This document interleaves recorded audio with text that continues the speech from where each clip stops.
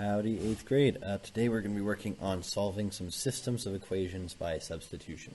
So we have solved systems of equations before, but in the past, before kind of a recap, you don't have to write this down because we've done it before. We kind of had a graph, and we would graph our two lines, and wherever they intersected would be what we said the solution was. So our system of equations, we represent the equations of lines, and wherever we had a point that was on both the lines, that was our solution. So what that means is that a solution of a set of linear equations, a solution is a place where both are true. Our solution is going to be a place where all our equations are true.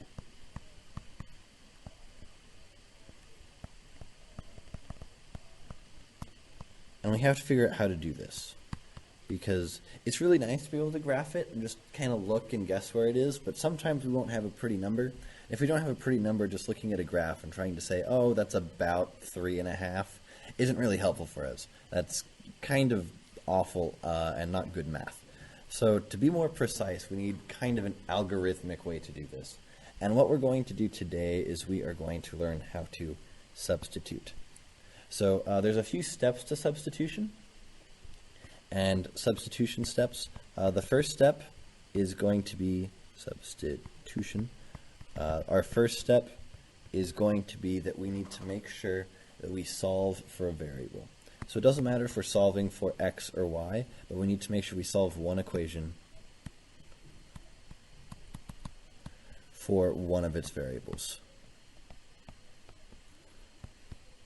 So if you have an equation and it's already set up as y equals something or x equals something, then you're good to go.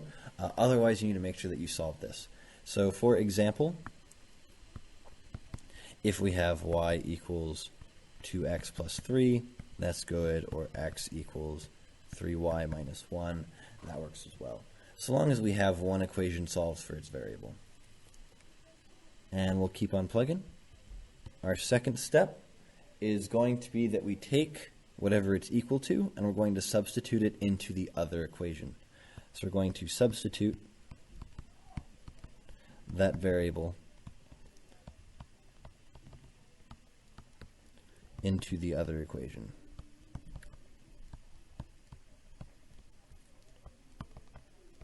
So let's look up here. What this means, if I take my first equation here that says y equals 2x plus 3, that means that anytime I see y, it has to be the same thing as 2x plus 3. So I'm going to take my second equation, x equals 3y minus 1, but I know what y is. Y is equal to 2x plus 3, so I'm going to substitute it in.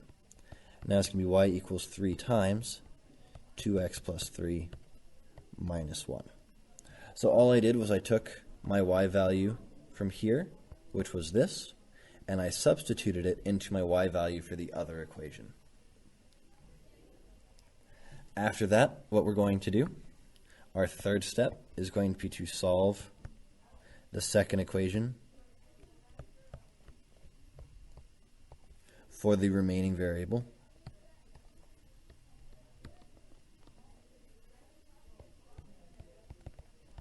So we'll do that real quick with this one.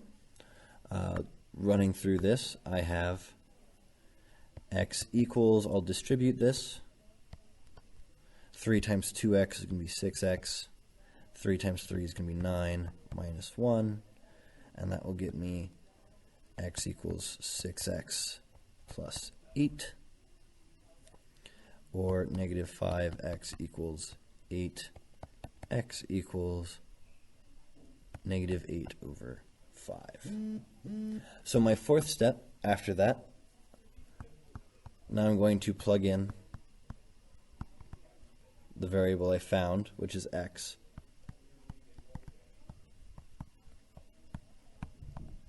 into my original equations.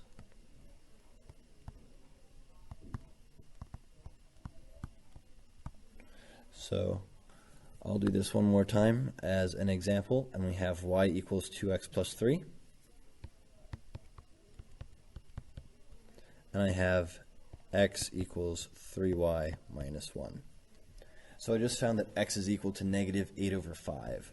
So y has to be equal to 2 times x, which is negative 8/5, plus 3. 2 times negative 8/5 is going to be negative 16/5. So y equals negative 16/5 plus 3. 3 is 15/5, so y equals negative 1/5. On the other side here, we have x equals 3y minus 1. So we can plug in x. I have negative 8/5 equals 3y minus 1. If I add 1 to both sides, that's going to be 5/5. So I have negative 3/5 equals 3y. Dividing by 3 gets me negative 1/5 equals y. And if you notice, both of these give me the same thing. And if they give you the same thing, that means that you have the right answer. So after you do that, our final step is going to be step 5, which is to write our answer as an ordered pair. And all that means is we're going to take our x value, which was negative 8/5, comma, our y value, negative 1/5. And just like that, we are done. And I know that's a little bit crazy, but I already have one example down. I want to run through one more example with you.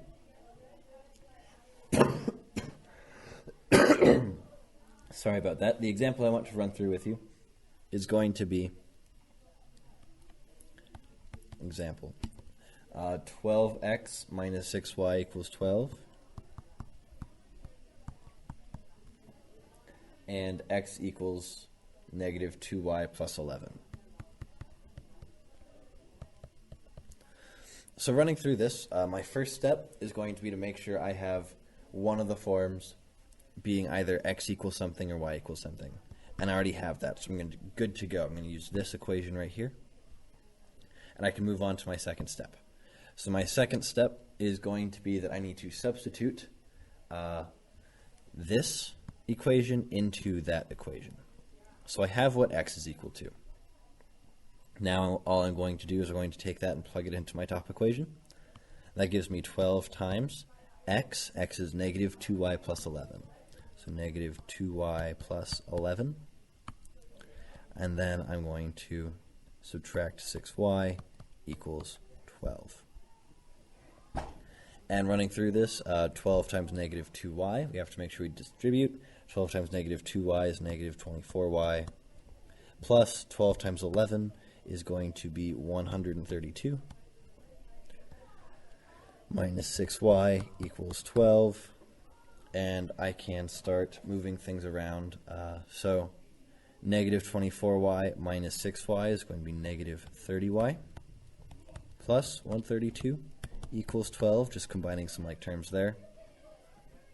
Then subtracting 132 from both sides, I get negative 30y equals negative 120, which gives me that y equals 4 after a bit of division.